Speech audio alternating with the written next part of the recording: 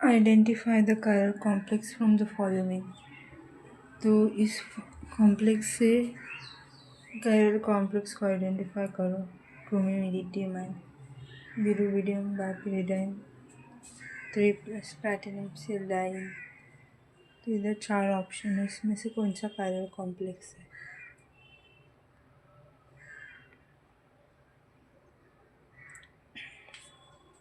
Answer है 2। According to following table के हिसाब से complex chromium EDTA minus, geometry octahedral है, no plane of symmetry present.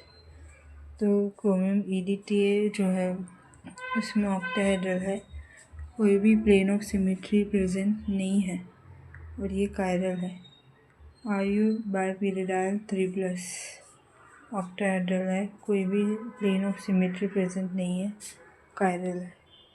Platinum डाइक्लोरोडाइन symmetry, plane of symmetry present है और अकायरल है। सो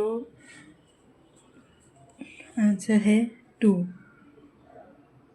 तो क्रोमियम EDTA कायरल है, रुबिडियम बाइपिरिडाइल 3+ कायरल है, क्योंकि इसमें प्लेन ऑफ सिमेट्री प्रेजेंट नहीं है और ये दोनों भी ऑक्टाहेड्रल है। ये प्लैटिनम डाइक्लोरोडाइन जो है इसमें प्लेन ऑफ सिमेट्री है और स्क्वायर प्लेनर है, इससे अकायरल है।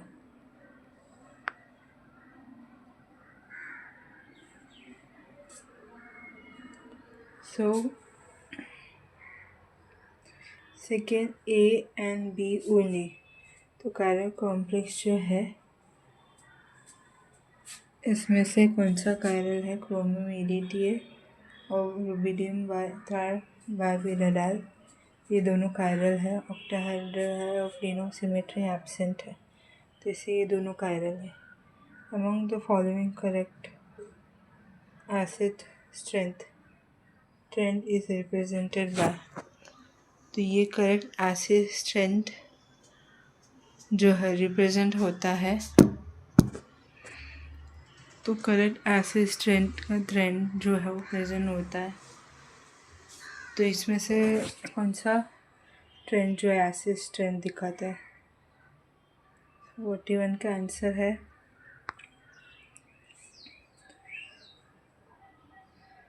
correct answer is 4. When size of central metal decreases, acidity will increase. जब सेंट्रल मेटल का साइज कम होता है तो एसिडिटी बढ़ता है। जब भी सेंट्रल मेटल का साइज कम होता है तो एसिडिटी बढ़ता है। When charge on central metal increases, charge on central metal increases will decrease acidity. जो सेंट्रल मेटल का चार्ज जो है इंक्रीज होता है, जैसे जैसे साइज इंक्रीज होता है तो एसिडिटी कम होता है। So acidity order is FeH2O6 2+ smaller than Al2H2O6 3+ smaller than FeH2O6 3+। तो जो सेंट्रल मेटल का साइज छोटा होता है उसका एसिडिटी बढ़ जाता है, और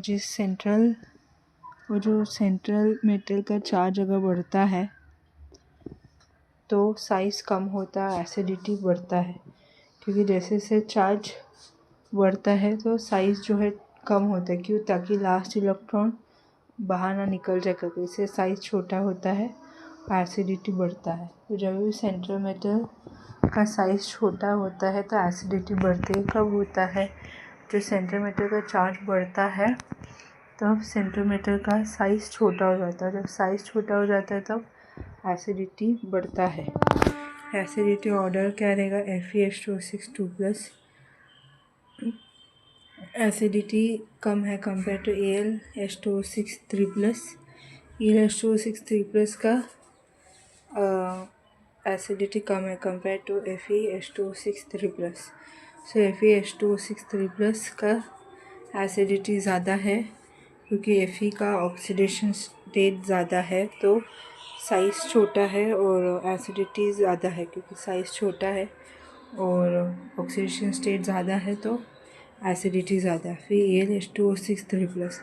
एल्यूमिनियम का साइज़ बड़ा है, ठीक है, तो उसका चार्ज ऑक्सीडेशन स्टेट कम होगा, तो उसके लिए उसका थोड़ा सा एसिडिटी बढ़ गया, एसिडिटी कम हो गया। फिर Fe2H6 का साइज़ जो है बहुत बड़ा है और यहाँ पे ऑक्सीडेशन स्टेट जो है कम है, तो साइज़ ज़्यादा छोटा नहीं हुआ, साइज़ थोड़ा बड़ा हुआ और एसिडिटी भी कम है। तो Fe2H6 का एसिडिटी ज़्यादा है कंपेयर टू एल्यूमिनियम H2O6 से, और एल्यूमिनियम H2O6 का साइज़ एसिडिटी बड़ा है कंपेयर टू Fe2H6 से।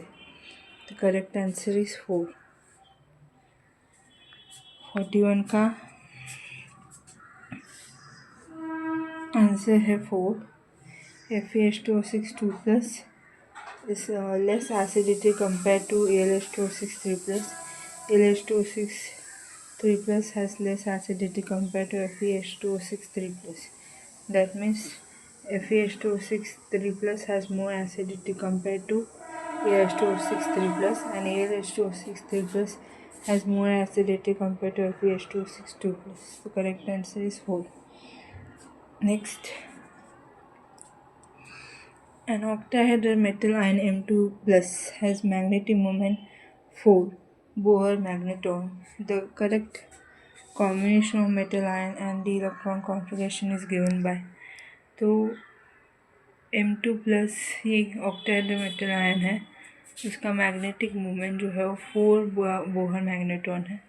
तो मेटल आयन का करेक्ट कॉम्बिनेशन जो होगा डी इलेक्ट्रॉन कॉन्फ़िगरेशन के साथ वो क्या होगा, CO2+ T2G5Ag2, chromium 2+ T2G4Ag2, Mn2+ T3T2G Eg2, and 4th is Fe2+ T42G Eg2.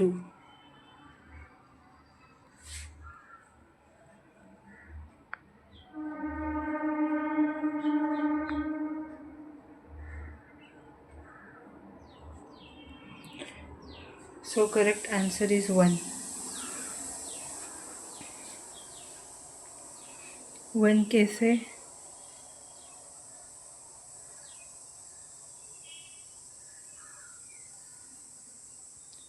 So यहाँ पे आंसर इज 1 कोबाल्ट 2+ T2G5Eg2। तो ये जो है कोबाल्ट 2+ वो 4 बोहर मैग्नेटॉन दिखाएगा कब, जब कॉन्फ़िगरेशन ये रहेगा T2G5Eg2। तो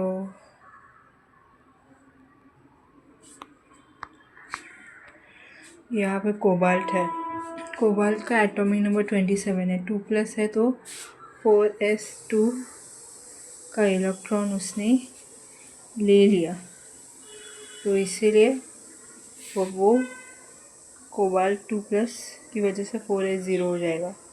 तो मतलब अब 3D के पास सिर्फ 7 इलेक्ट्रॉन है, और ये इससे पता चलता है कि ये स्ट्रॉन्ग फील्ड लिगैंड का है। तो 1 2 3 4 5 6 7, तो यहाँ पे T2G5 और Eg2 हो गया। तो अभी अनपेड इलेक्ट्रॉन कितना है, 3। तो इसीलिए mu is equal to square root n+1।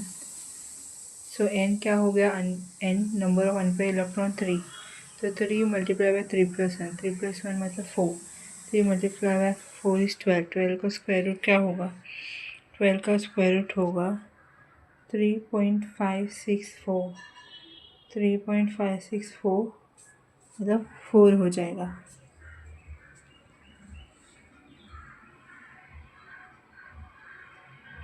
तो इसलिए कोबाल्ट 2 का जब कॉन्फ़िगरेशन ऐसा रहता है T2G5Eg2, तब बोहर मैग्नेटॉन 4 हो जाता है।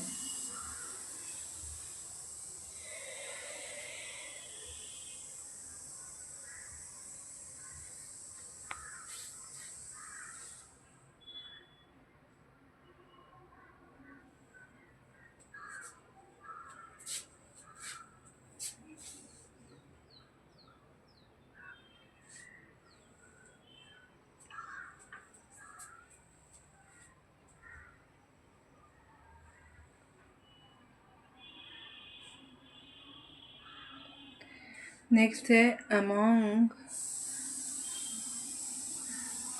The following the colour combination of complex and its colour is. तो इस फॉलोइंग में जो कॉम्प्लेक्स का जो करेक्ट कॉम्बिनेशन है उसका कलर है वो कैसा रहता है। So complex COCl4 2 minus COCl4 minus 2 CO thiocyanide 4 2 minus COF4 2 minus. तो इसमें से कौन सा कलर है।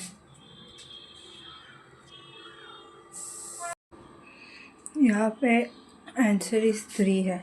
According to spectrochemical series carbon monoxide greater than cyano greater than phosphor-triphenyl greater than nitrogen dioxide greater than phenyl greater than thiocyanate greater than chloride ion, etc. It means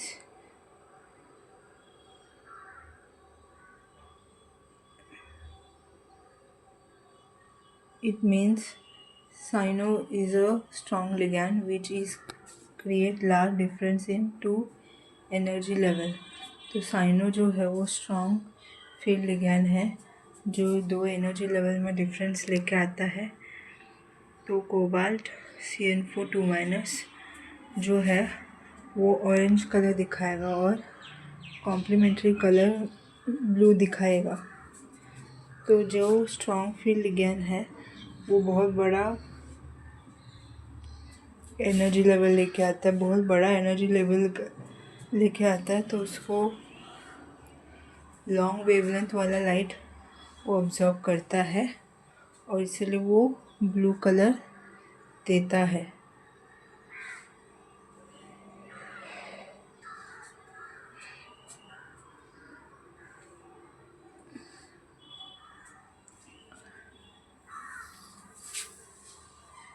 so cobalt tetracyano 2 minus जो है blue colour का है।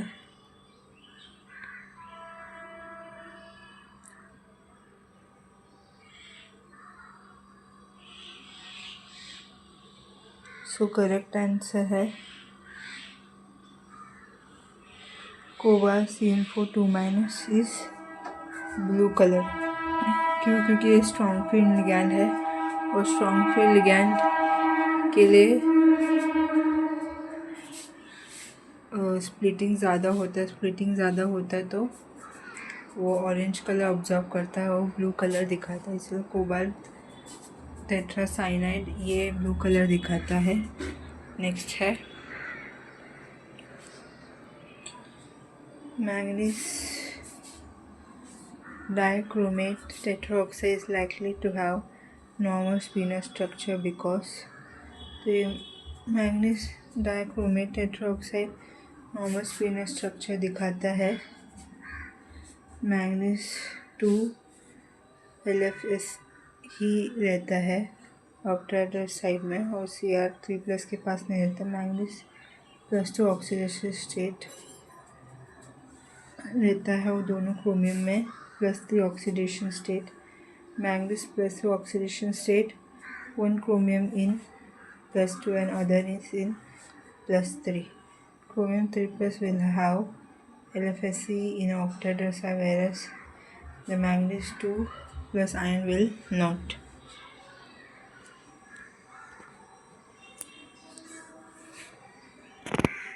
So correct answer है 4th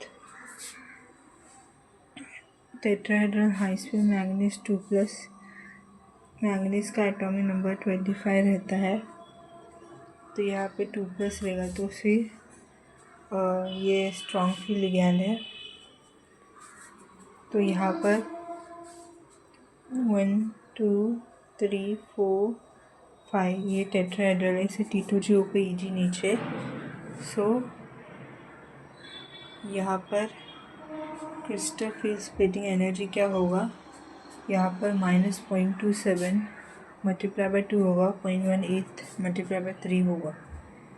फिर next है chromium का भी top ही लगाया ये ऑक्टाहेड्रल है। तो यहाँ पे CFSE क्या होगा, T2G -0.3 -0.4 मल्टीप्लाई बाय 3 होगा प्लस 0.60। तो क्या मिलेगा, क्रोमियम 3 प्लस का CFSE -1.2 DQ। सो ऑक्टाहेड्रल जो क्रोमियम 3 प्लस का जो ऑक्टाहेड्रल का जो CFSE है वो ज़्यादा है कंपेयर टू Mn2 प्लस का टेट्राहेड्रल नॉर्मल स्पिनल से। सो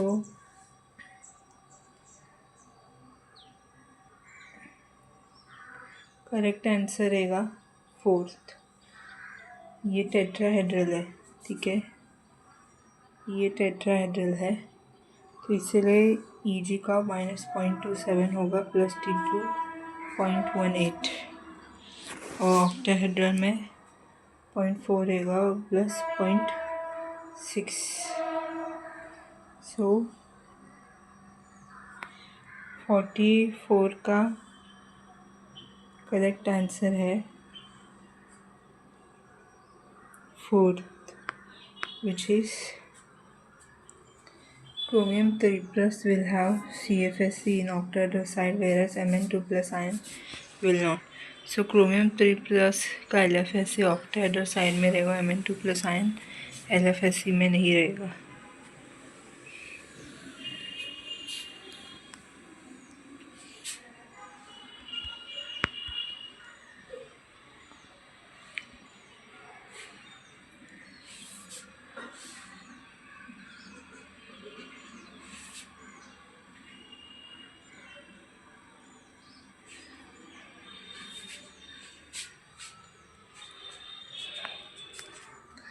Compound K2Ba copper NO261 और CS2BaCu NO262 exhibit tetragonal elongation and tetragonal compression respectively.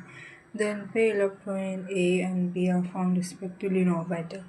Compound K2Ba copper NO261 CS2Ba copper NO26 ये टेट्रागोनल इलोंगेशन और टेट्रागोनल कंप्रेशन दिखाता है। ए और B में unpaired electron दिखाता है। सो यहाँ पे करेक्ट आंसर क्या है 45 का।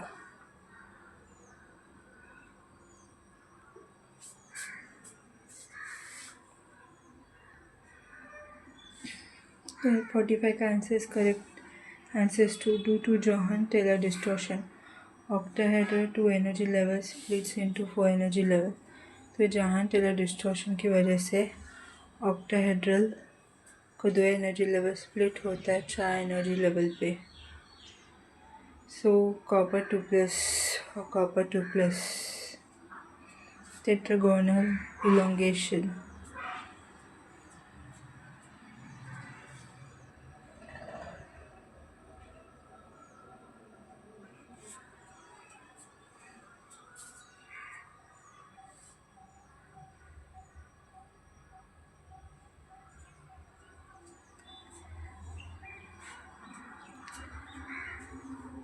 सो यहाँ पे copper 2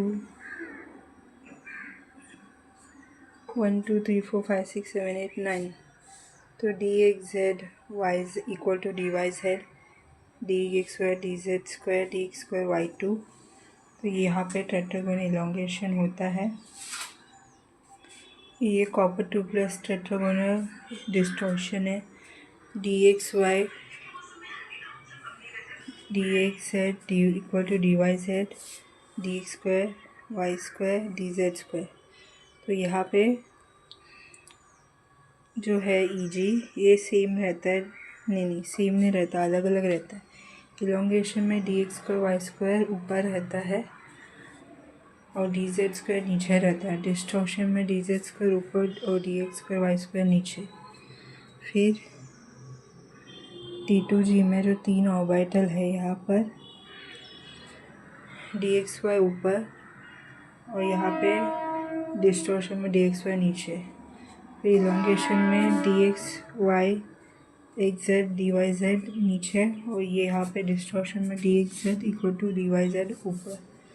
so correct answer is 5।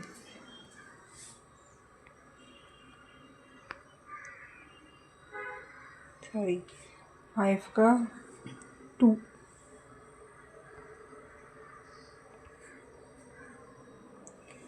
dx2y2 and dz2। तो यहाँ पे कंपाउंड K2Ba कॉपर NO261 और CS2Ba कॉपर NO262 है, जो टेट्रागोनल इलॉन्गेशन दिखाता है। तो K2Ba copper NO26 tetragonal elongation दिखाता है, और ये CSVa copper NO26 tetragonal compression दिखाता है।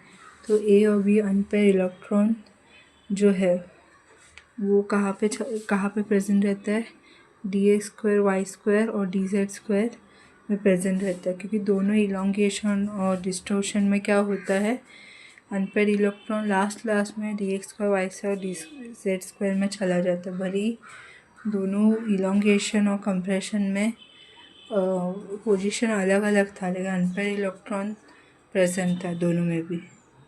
सो 45 का आंसर इज 2। तो यहाँ पे इलॉन्गेशन में dx2 y2 में अनपेयर इलेक्ट्रॉन रहता है, और यहाँ पे dz2 में एक अनपेयर इलेक्ट्रॉन रहता है।